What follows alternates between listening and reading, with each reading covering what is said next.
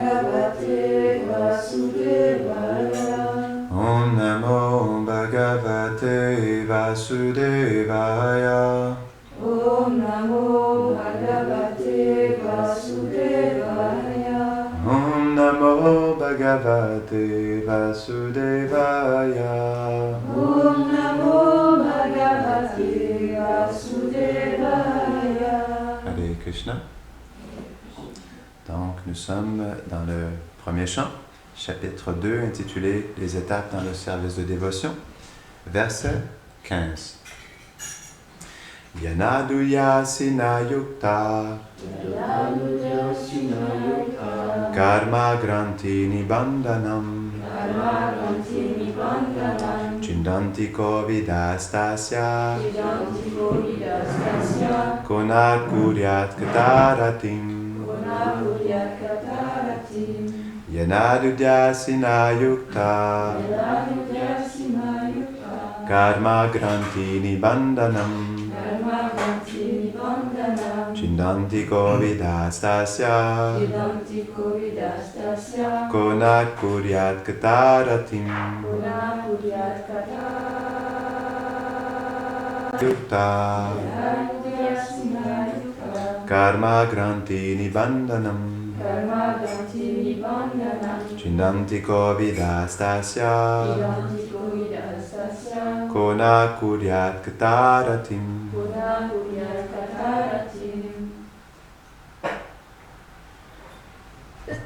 Okay.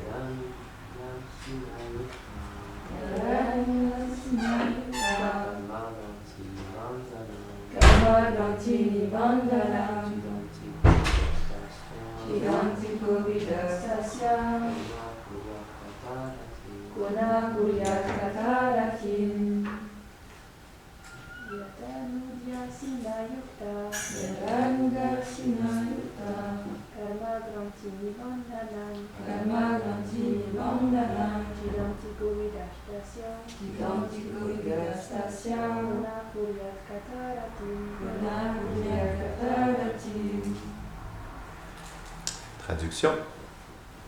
Armé de l'écoute constante des récits des qualités et des actes du Seigneur suprême, qui est semblable à une épée, l'être sage, le dévot, coupe en morceaux le nœud de l'esclavage matériel.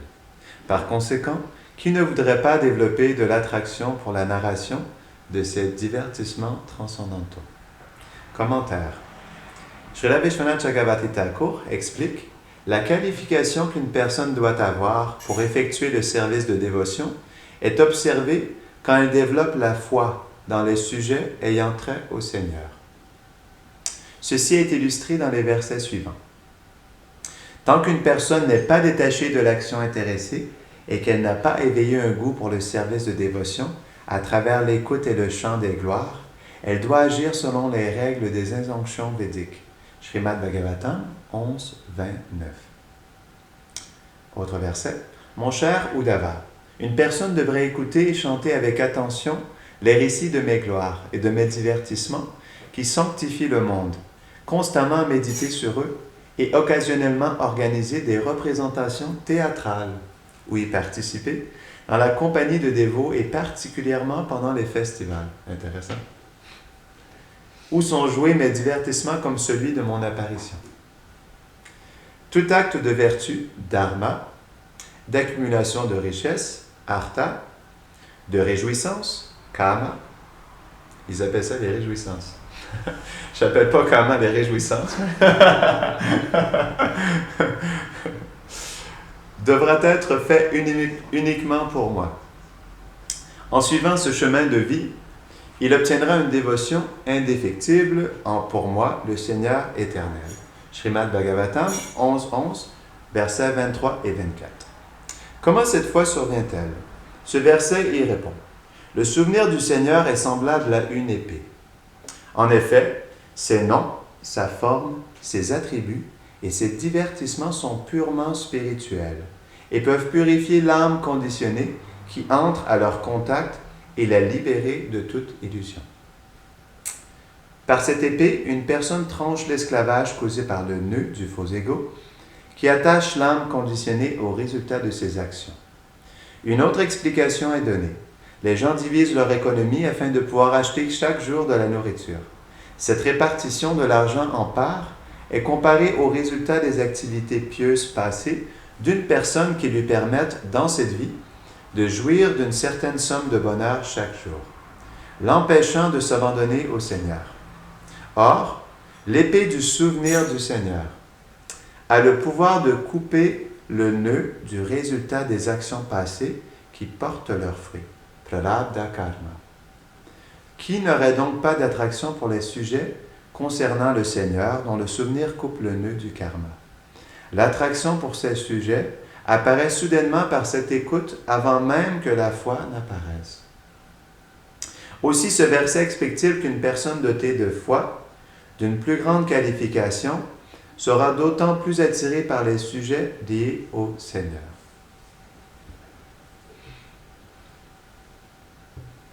Om Agyanatimirandasya Kananjara Sharakaya Chakshurun Militam Jena Tasmai Shri Kurave Namaha Shri Chaitanya Manobishtam Stapitam Jena Bhutari Swayam Rupa Kadamayam Datati Swapadantikam Vancha Kalpatarubhyashta Kripa Sindhubhya Evacha Patitanam Pavanebhyo Vaishnavebhyo Namo Namaha Jaya Shri Krishna Chaitanya Prabhu Nityananda Shri Advaita Gadadhara Shivasadi Gaura Bhaktavrinda Hare Krishna Krishna Krishna Hare Hare Hare Rama Rama Rama Hare Hare Namam Vishnupadaya Krishna Prishtaya Bhutale Shrimate Bhakti Vedanta Swami Niti Namine Namaste Sarasvati Deve Gauravani Pracharine Nirvisesha Shunyavadi Paschatya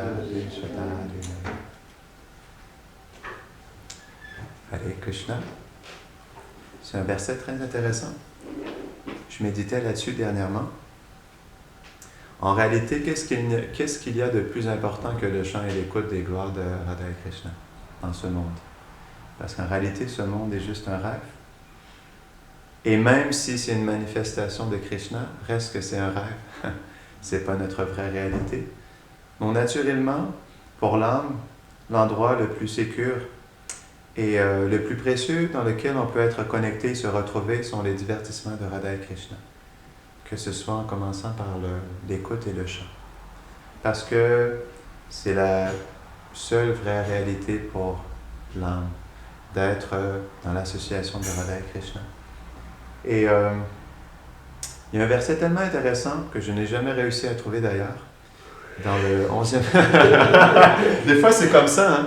On lit quelque chose dans le Bhagavatam et on ne le retrouve jamais. C'est quand même 18 000 versets. Il faut comprendre que parfois on peut se perdre dans l'océan de nectar du Srimad Bhagavatam. Et donc, je me suis perdu dans le 11e chant.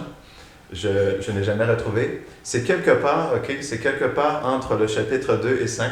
Et je me rappelle, j'ai recherché, mais je ne l'ai jamais retrouvé. Donc, est-ce que c'est juste ma fabulation ou c'est quelque chose que j'ai lu réellement? Je ne suis pas certain pour l'instant. Mais écoutez, de par ma propre expérience ou le souvenir, je me rappelle d'avoir lu ce commentaire dans le Bhagavatam d'un des disciples de Prabhupada. Donc, le 11e et le 12e chant, ce sont des disciples, deux disciples de Prabhupada qui ont fait les commentaires. Et donc, dans le verset, dans le commentaire, c'est expliqué quelque chose de vraiment intéressant, que peu importe la souffrance que les gens vivent, qu'ils soient conscients de Krishna ou pas, ce n'est que la séparation de Krishna. Et ça, c'est quelque chose qui est vraiment intéressant. C'est pourquoi les Vaishnavas, ils ont une profonde compassion pour tous les êtres vivants.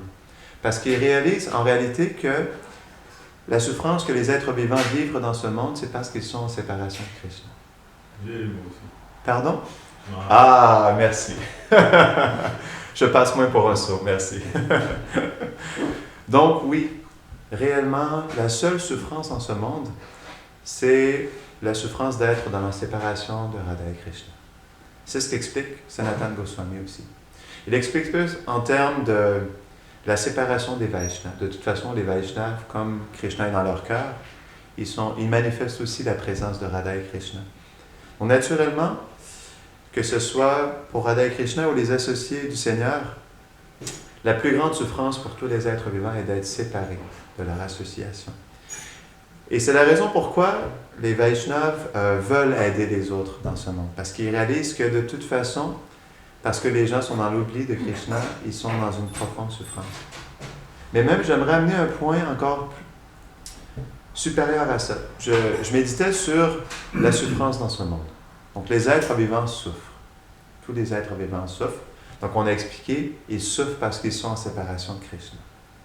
Mais, Indra Prabhu, dans un livre très précieux qu'il a écrit, il explique, OK, les êtres vivants dans ce monde expérimentent la détresse. Mais quelle est la détresse d'un être vivant dans ce monde comparée à la détresse de Srimati Radharani ou des résidents de Vrindavan? Je méditais aussi sur le divertissement récemment lorsque Krishna quitte pour Mathura. La dévastation, la lamentation dans laquelle sont situés les résidents de Vrindavan lorsque Krishna quitte Mathura. Maria Yashoda, Nanda Baba, les gopis, les gopas, tous les résidents de Vraj. Imaginez-vous la profonde séparation et dévastation qu'ils expérimentent. Et ils sont tellement dans une séparation que jusqu'au dernier moment où à la fin c'est décrit, donc ils voient juste à la fin, ils voient le chariot qui disparaît et à la toute fin, ils voient tout simplement juste le drapeau. C'est la seule chose qu'ils voient à la fin. Et après, ils voient la poussière de Vraj. Et après ça, Krishna disparaît. Et c'est même expliqué aussi que lorsque Krishna était en route pour Mathura, dans le chariot, Madhu Mangal était le messager qui apportait des messages, va et vient, entre Krishna et les gopis. Non? Et c'est expliqué que lorsque Krishna est retourné à Mathura, donc, il y avait les gopis et des résidents de Vrindavan qui étaient tellement en séparation de Krishna qu'ils n'étaient pas capables de quitter le chemin. Ils étaient là complètement figés. Et à un moment donné, Mère Yashoda a reçu une lettre de Krishna lorsqu'il était à Mathura, quand il était sur le chemin vers Mathura. Et lorsqu'ils ont lu la lettre, les résidents de Vrindavan, ils étaient tellement touchés par cette lettre qu'ils ont été figés pendant 24 heures. Pendant 24 heures, ils sont restés figés sur le chemin. Et c'est expliqué qu'après 24 heures, ils ont repris leurs esprits et là, ils ont finalement décidé de retourner vers la route de Vrindavan, de Nandagram. Donc, lorsqu'on entend parler de on pourrait dire de cette détresse que les résidents de Vrindavan expérimentent dans la séparation de Krishna, pour moi, personnellement, ça fait sentir notre détresse dans ce monde quelque chose de complètement insignifiant. Parce quelle est notre détresse comparée à la détresse de Radha et des résidents de Vrindavan dans la séparation de Krishna? Et ça, c'est quelque chose qui est tellement important pour nous, parce que, comme l'explique Srila Prabhupada dans le Chaitanya Charitamrita, il explique que le mouvement de Sankirtan, en réalité, c'est d'entrer dans ce sentiment de séparation de Radha et Krishna. Donc, c'est pour ça aussi qu'on devrait méditer sur la nature de notre souffrance dans ce monde. À quel point, en réalité, elle est insignifiante. La vraie souffrance, de toute façon, comme j'expliquais, notre vraie souffrance, c'est d'être dans la séparation de Radha et Krishna. Ça, c'est notre vraie souffrance. Mais, en réalité, si on comprend justement la dynamique de Vrindavan, la chose la plus importante pour ce que nous sommes des serviteurs de Radha et Krishna, c'est d'accompagner leur souffrance. C'est quelque chose qui est tellement plus noble que de juste soi-même vivre sa propre souffrance, d'être dans ce monde matériel. Mais quoi de plus précieux que d'assister justement à cette détresse que vivent les résidents de Vrindavan dans la séparation de Radha et Krishna? Ça, c'est quelque chose c'est ce que nous sommes supposés justement développer. Et je me rappelle au cours des années à expérimenter des austérités dans la vie dévotionnelle ou juste à expérimenter la souffrance dans un corps matériel. Je méditais sur ce fait qu'en réalité, juste de souffrir pour souffrir de nos réactions karmiques passées, c'est quelque chose d'aussi insignifiant. Donc, parce qu'on a commis des activités passées négatives, on a des réactions négatives. Et même aussi, juste sur la nature de cette souffrance, juste pour souffrir parce que, justement, on doit, on pourrait dire, payer le résultat de nos actions passées, c'est quelque chose aussi qui est tellement insignifiant. Pourquoi, justement, ne pas, pendant que nous sommes ici, dans ce monde, pourquoi ne pas utiliser cette souffrance pour aider les autres?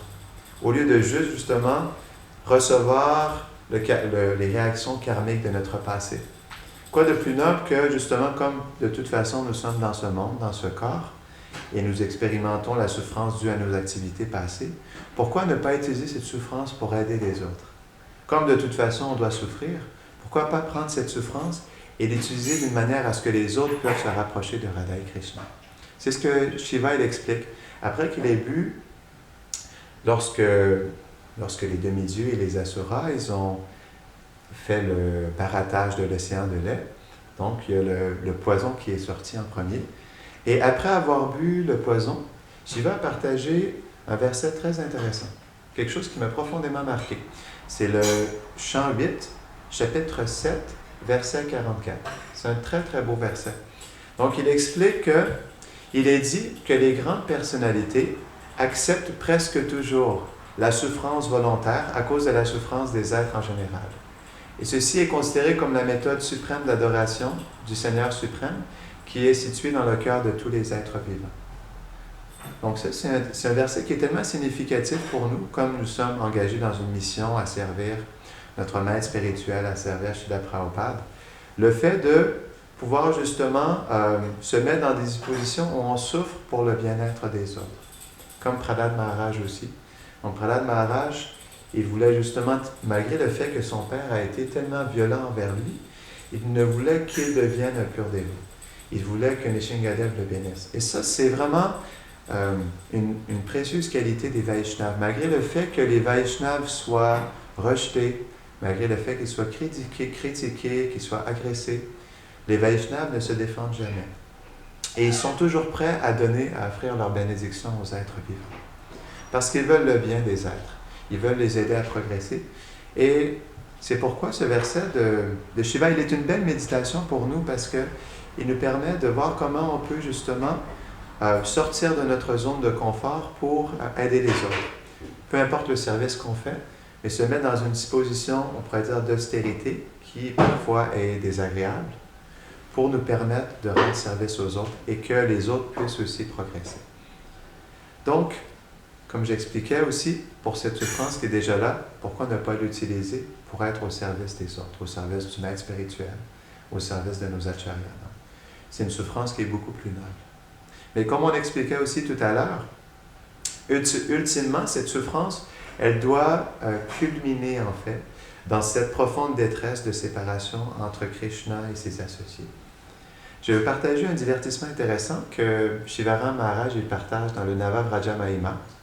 Donc il partage beaucoup de divertissements, mais c'est expliqué que lorsque Krishna il a quitté pour Mathura,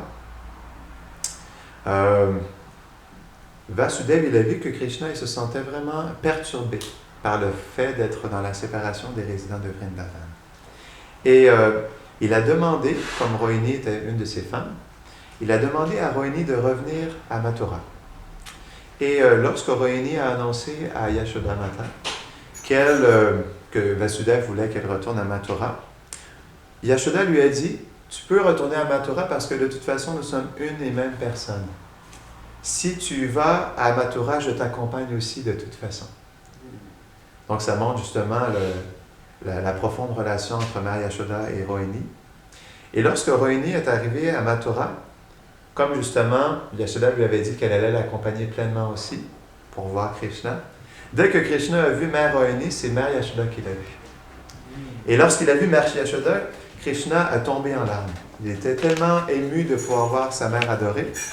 Et comme Rohini a vu que Krishna était dans ce sentiment justement de voir sa propre mère, elle n'a pas pu trouver d'autre moyen que d'accepter Krishna comme Mère Yashoda le fait. Donc elle l'a mis sur ses genoux et l'a embrassé comme Mère Yashoda le fait naturellement.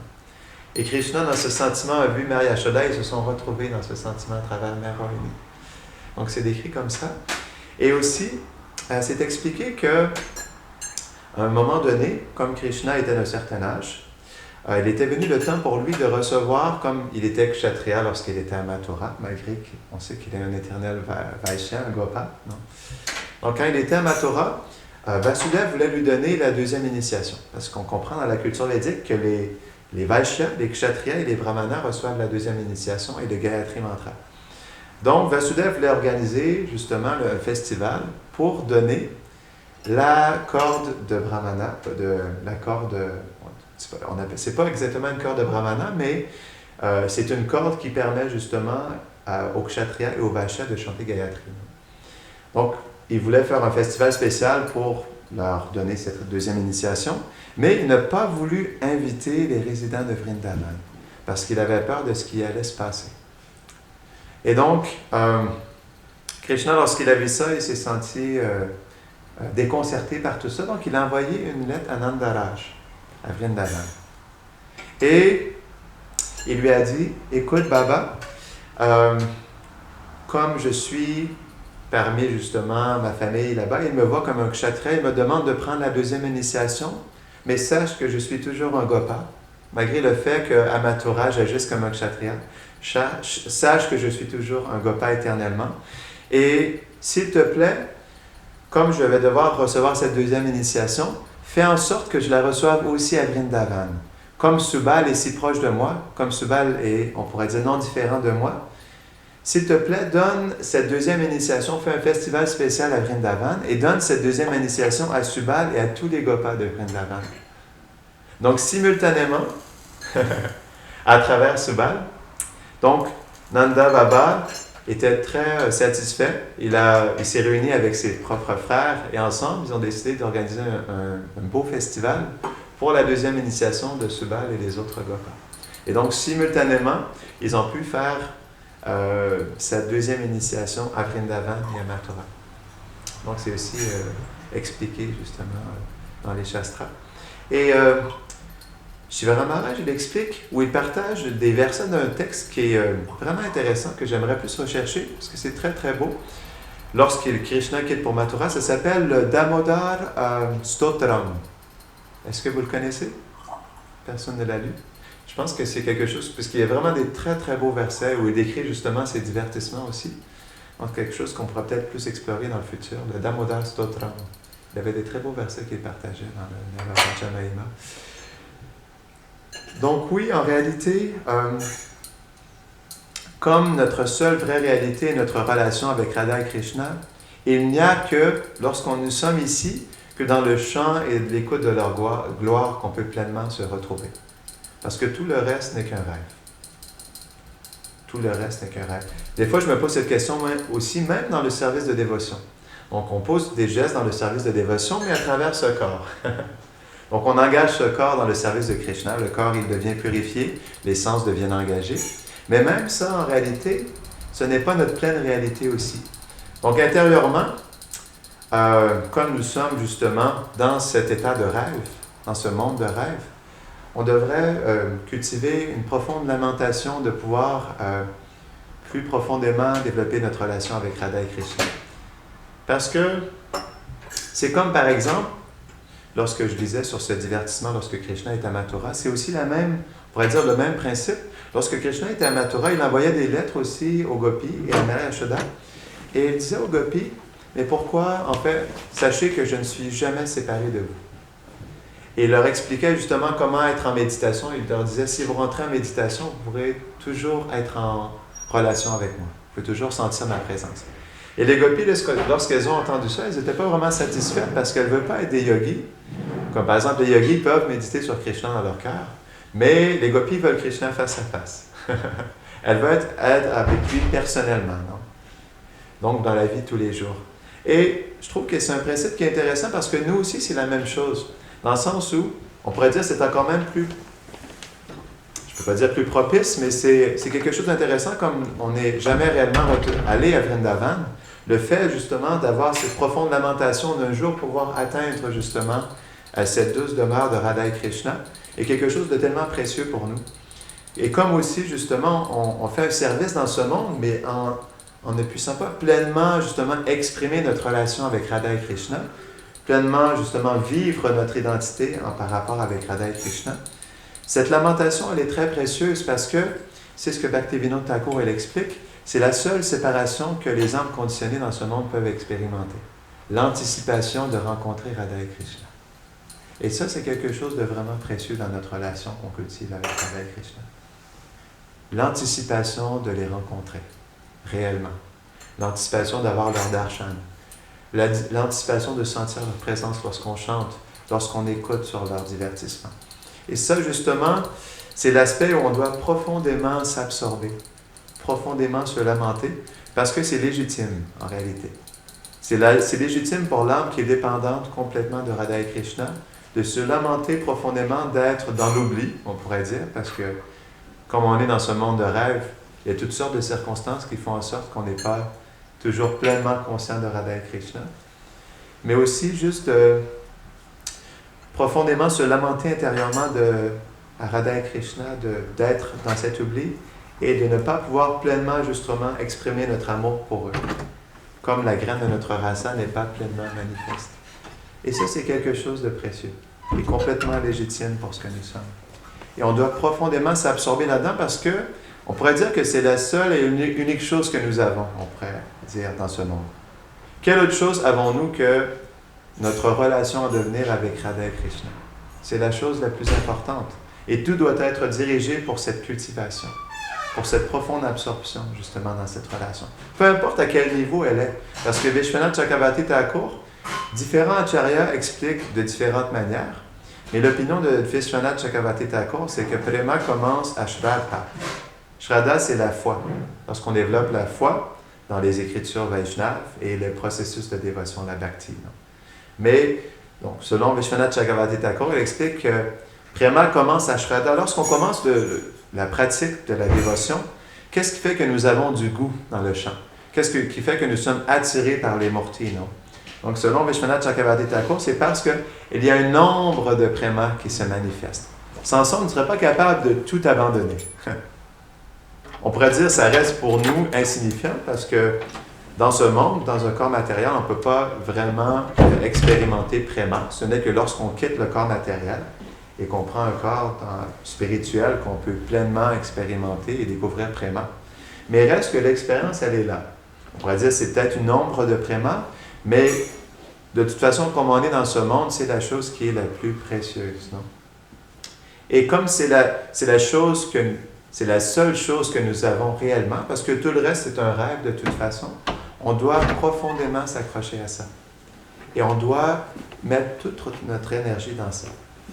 Du fait que lorsqu'on sert, lorsqu'on relationne avec les autres, lorsqu'on chante notre japa, tout ce qu'on fait doit être dirigé vers justement ce point culminant de développer notre relation avec Radha et Krishna. Donc on va terminer ici. Est-ce qu'il y a des commentaires ou des réflexions? D'accord.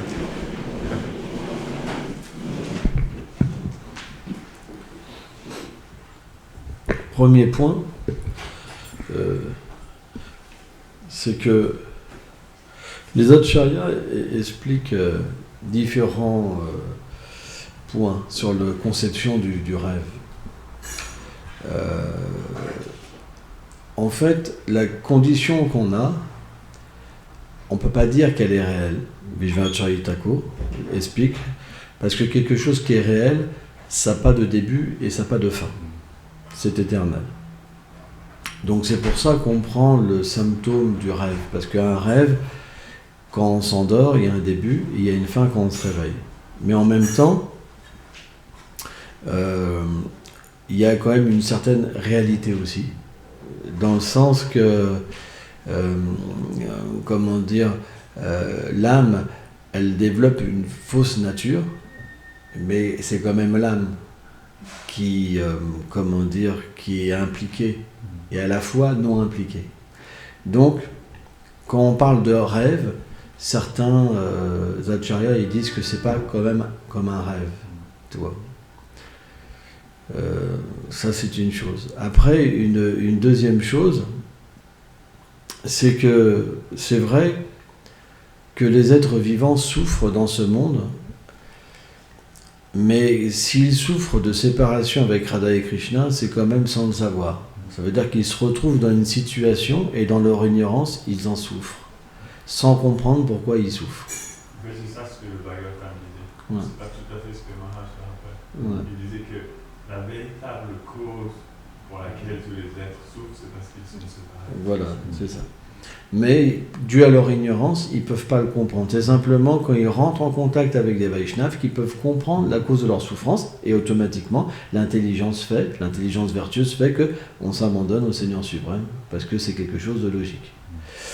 Et maintenant, une autre chose, c'est que le danger un petit peu de faire un parallèle entre la souffrance des êtres vivants dans ce monde et la souffrance des habitants de Vrindavan, et c'est complètement différent. Parce que la souffrance des êtres dans ce monde, c'est une souffrance dans l'ignorance, alors que la souffrance des habitants de Vrindavan, c'est une souffrance qui est, qui est donnée par le Seigneur pour expérimenter plus de félicité. Donc, je trouve ça un petit peu, excuse-moi Maharaj, mais je trouve ça un petit peu dangereux, dans le sens que les gens vont se dire, bah écoute, moi cette voie-là, j'ai pas envie de la prendre, c'est pour souffrir après. Voilà. En fait, si on dit aux gens, bah vaut mieux expérimenter la souffrance de telle manière, c'est sûr qu'ils vont pas joindre. Hein. C'est vrai que le Seigneur Chaitanya Mahaprabhu est venu dans ce monde pour goûter l'état d'esprit de Srimati Radharani quand elle est en séparation avec Krishna, parce que c'est le plus haut niveau de séparation. Krishna lui-même s'est expliqué que parfois, il vient, Radha et Krishna ont des rendez-vous, par exemple nocturnes, ou à midi ou le matin. Et parfois Krishna lui-même, en fait, se cache pour observer l'état d'âme de Srimati Radharani. Et observer sa condition, observer son amour, son sentiment d'amour qui va se transformer naturellement dans une séparation. Mais c'est vrai que si les êtres vivants n'ont pas une base spirituelle, ils ne vont pas accepter cette voie en parlant juste de la souffrance. Moi, par exemple, j'ai fait une description, une petite description, à chacun sa réalisation, de cette souffrance. J'ai reçu un courrier, en fait, d'un dévot, il m'a dit, mais c'est horrible, moi j'ai pas envie de souffrir, c'est terrible, alors on va juste souffrir, tu vois. Et il était complètement paniqué, quoi, parce que les gens cherchent à sortir de la souffrance. Et donc c'est pourquoi le parallèle doit être fait véritablement en leur expliquant que la souffrance qui est expérimentée dans le monde matériel quand on est dans l'ignorance, c'est parce que on ne peut pas trouver de satisfaction. C'est parce qu'originellement on est fait pour être avec Krishna. Mais la souffrance qu'on expérimente dans le monde spirituel, c'est l'amour, c'est différent. Et l'amour, même si on explique que c'est une souffrance, c'est une félicité. Pourquoi ? Parce que dans la séparation, on se rappelle encore plus de l'objet d'amour. On peut encore plus l'apprécier et le goûter. Et c'est ça la différence.